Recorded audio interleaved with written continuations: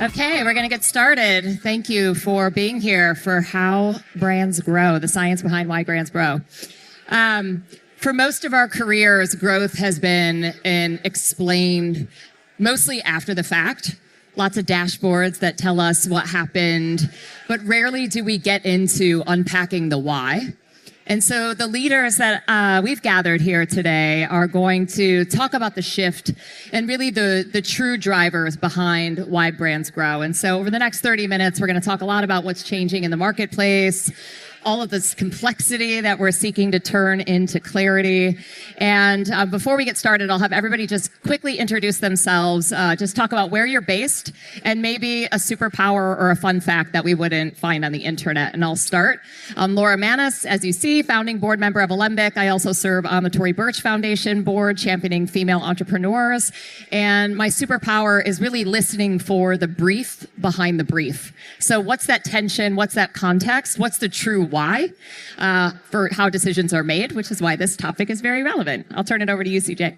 Thank you. My name is CJ Magwood. I'm head of marketing at Unilever for a handful of our foods brands. And my secret power would be I have the ability to kind of motivate people in ways that to achieve things they didn't know they would be capable of doing. And I'll pass it along to you. Hello, and thank you for having me. My name's Rebecca Panico. I am the Vice President, Global Head of Media, Social, Creator, and Partnerships at Hilton.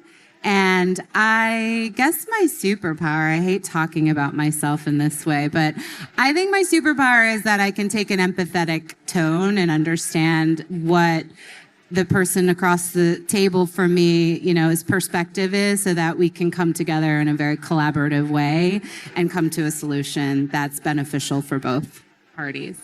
Hello, everyone. My name is Carolina Cespedes Virguez. I am the General Manager of North America for GoGo squeeZ.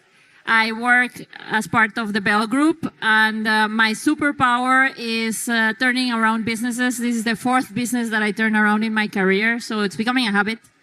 And it's only with direct vision and bringing people with you that you can do that.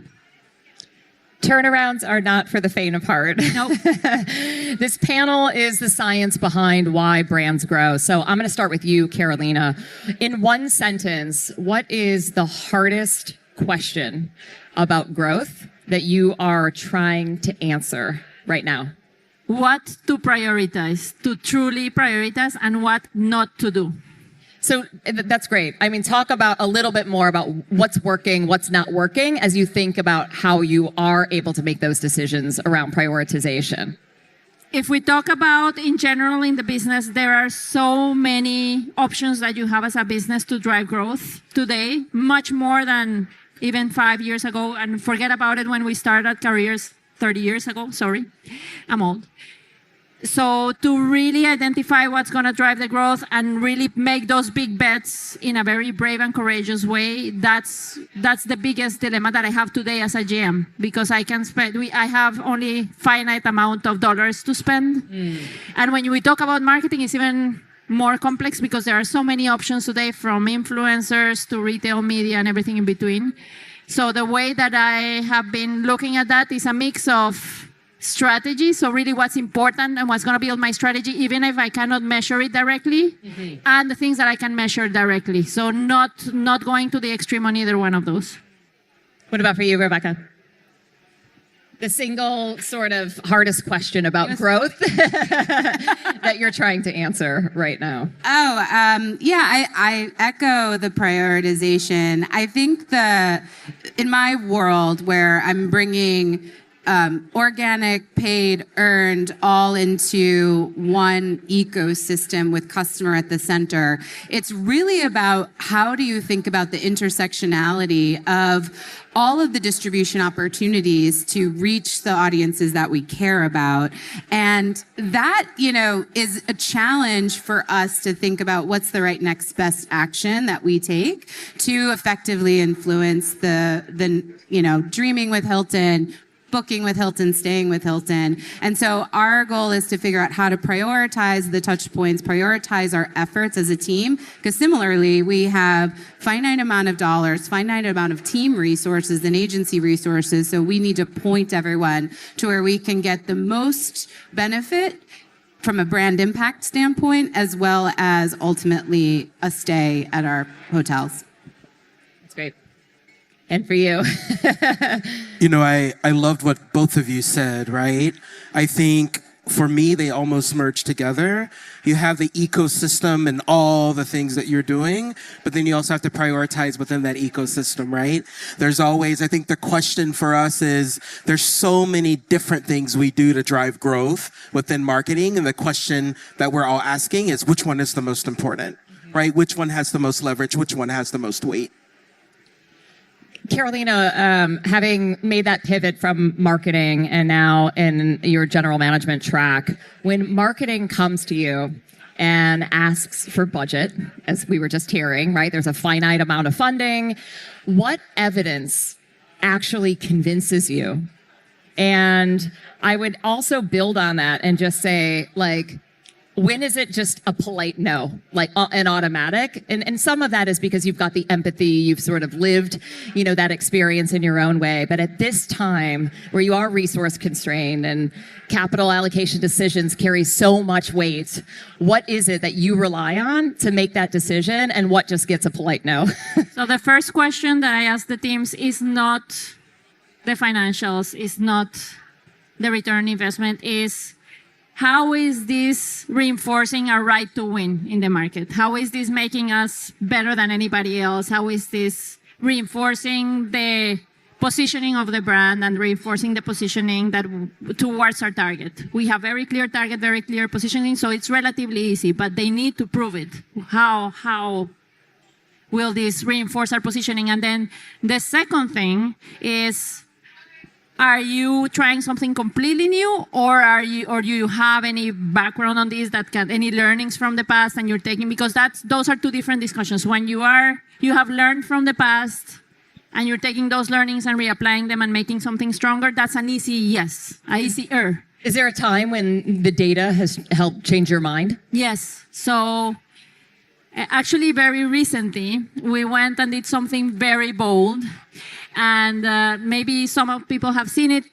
We had a full-page ad in the New York Times saying that the organization that is driving the biggest sports competition in the world, I cannot name them, but everybody has been following them, is not there for the fans because they are not providing them what they need to stay fueled. And we just launched our protein proposition. So we were proposing that organization to let us give it free to the fans. Obviously, they didn't answer. So we are now giving it away to the fans outside the train stations and metro stations where they get to the games.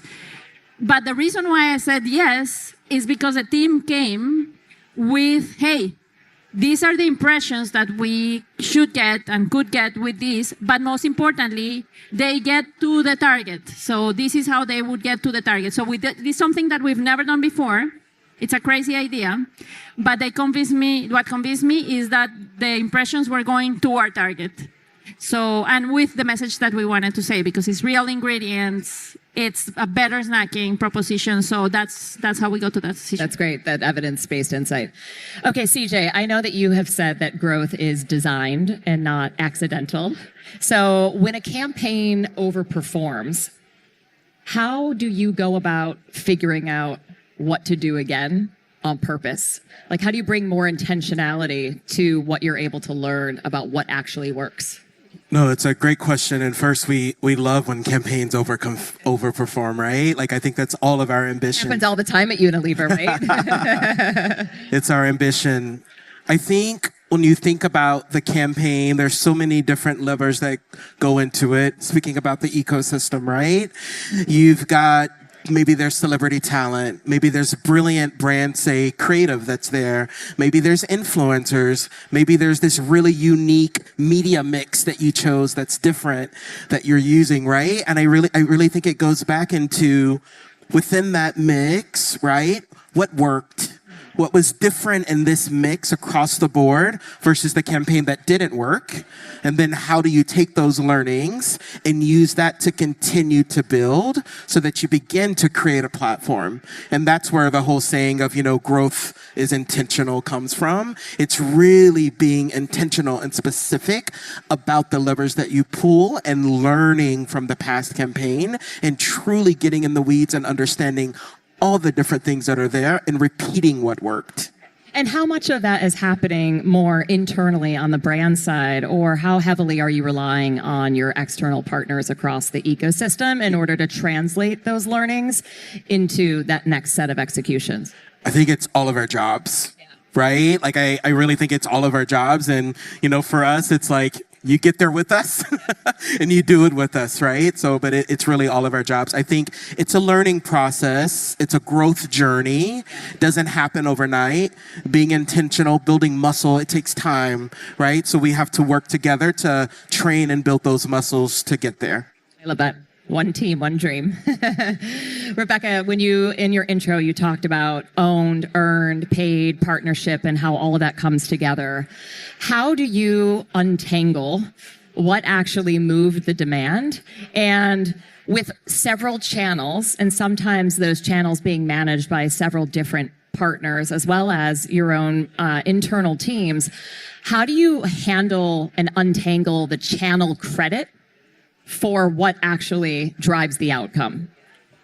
Well, I think we're consistently learning in that space and growing. But I would say we start by the idea that we have to really be clear and intentional. I love the word intentional about the job we're meant to do, and recognizing that it's a bit of a symphony of channels to get that job done, right? Like, it's not going to be one specific silver bullet to do it. And I think what we like to think about is how do those work together, and also how do we start to make some bets and take some risks based on the learnings that we have received. Certainly we have media mix modeling in place that helps us understand attribution from an incrementality perspective. We use MTAs, we leverage platforms to help us understand signal in, signal out. So we look at all of those tools in the toolbox to, triangulate the best channel distribution mix, the best organic strategy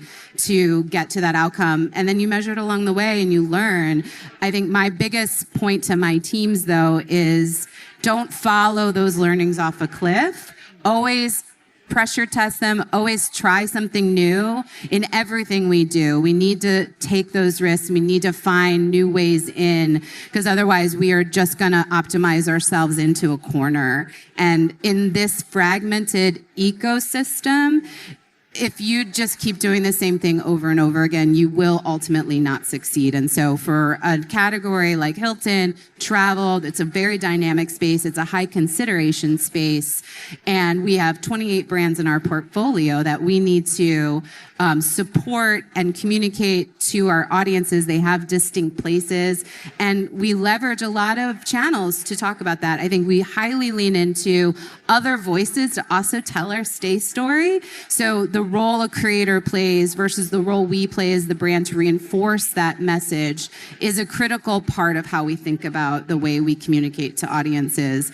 And ultimately, we need to continue to push our measurement partners to bring solutions to us, especially in this new agentic world, that's going to get us to the understanding faster.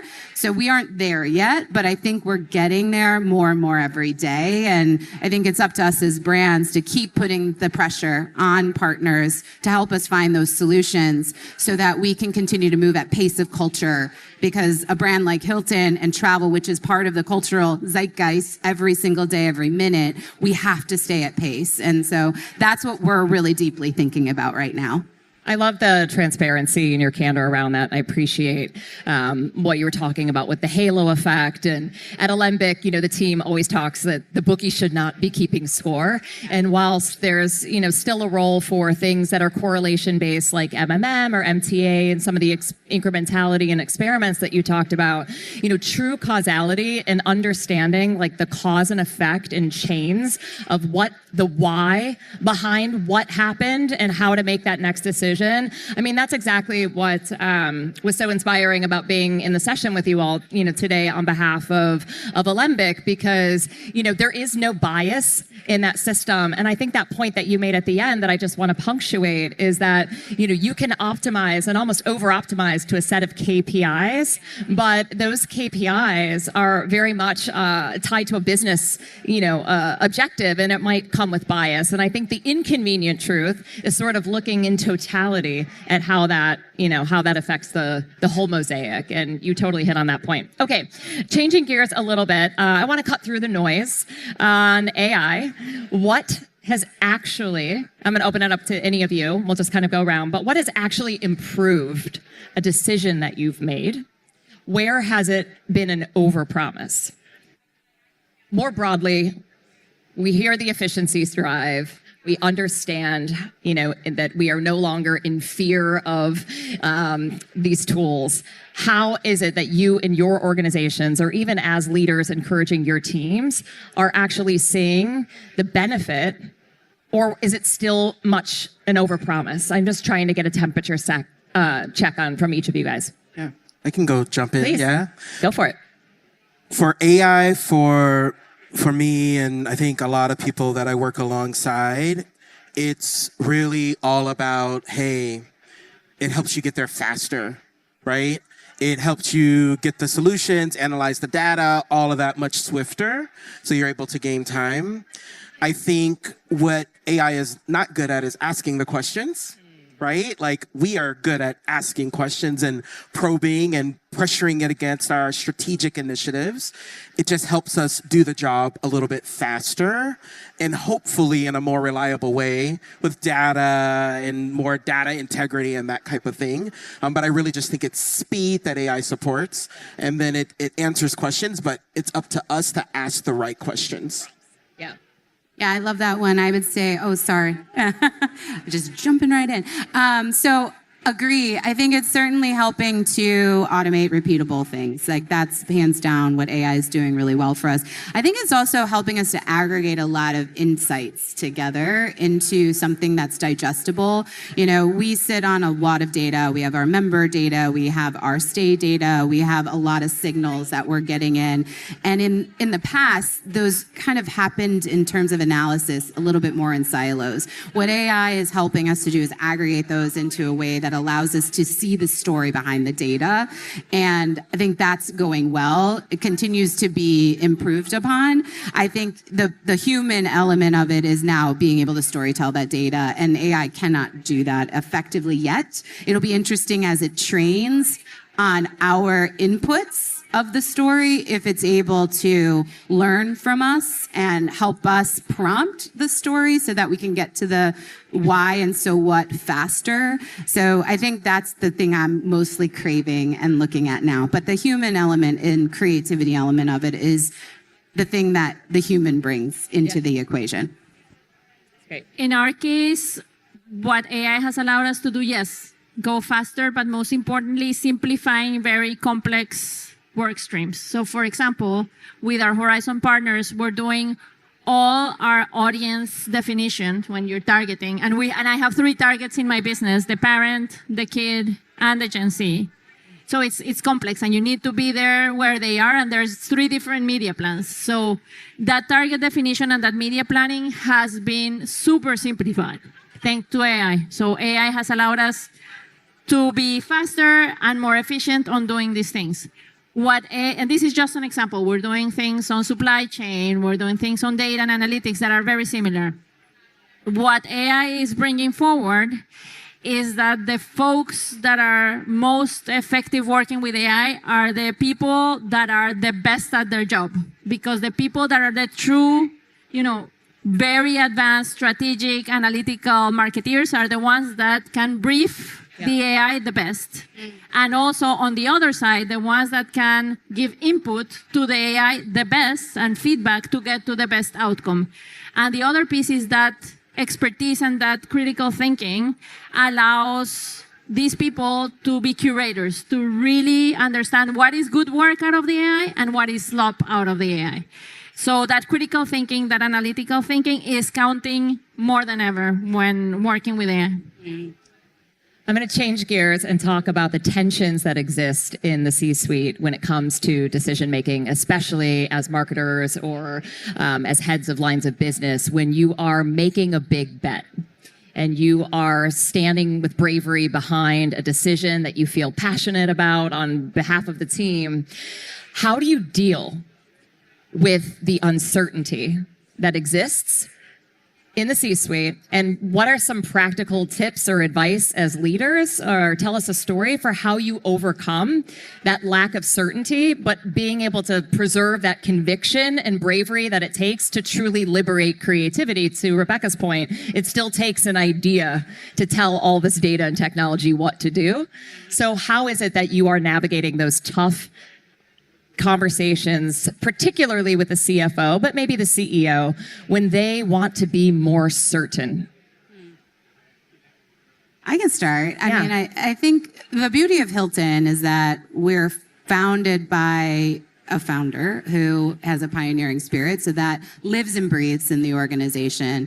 And everything we do is rooted in the mission of the company, which is the spread and light and warmth of hospitality. So I think what we do as marketers with the CFO and the CEO and our commercial leaders, and we are a very commercially minded organization in addition to being a pioneer in the space, we rooted against that vision and build trust. And, you know, the more wins you have, the more trust you build with the C-suite audiences. And so you start to build goodwill to say, trust me, I think this is a wild idea, but look at the track record that we've had over the course of, you know, our career, our time here at Hilton. And I think building that trust and having that really honest conversation, and then also being willing to take more nascent and small experimentation kind of approach to then say, well, let's just do then this one next step forward, and then you start to scale it. So those are a lot of the conversations that we'll have, but everything again is rooted in the vision and mission of what we're doing, and does the thing we want to do advance that mission and tell the story of the stay that only the story Hilton can tell. So everything is always rooted in that belief. What I love is that it's the why behind the growth of the brand. You nailed the topic. Go on. So for me, which I have to do this almost every day. So what I would say, yes. So what I would say is you never sell the idea to the C-suite the day you go present them.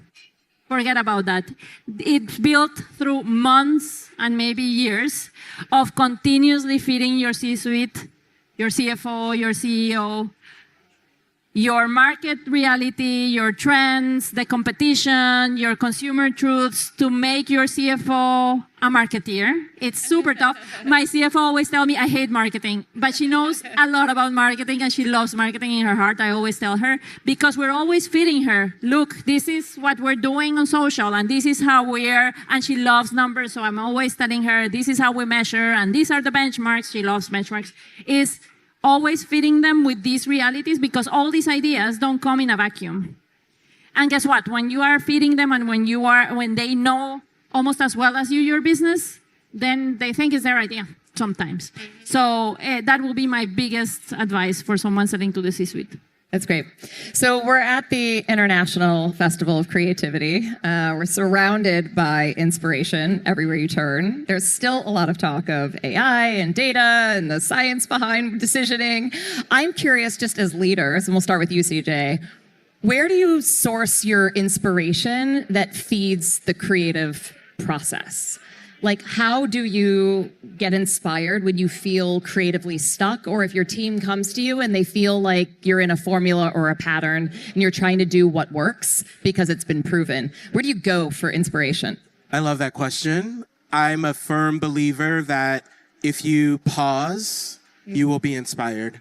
Right? Like I think even in this room, in this conversation, inspiration can come from the smallest place. It can come from the smallest detail. It doesn't have to be huge. It doesn't have to be bold, right?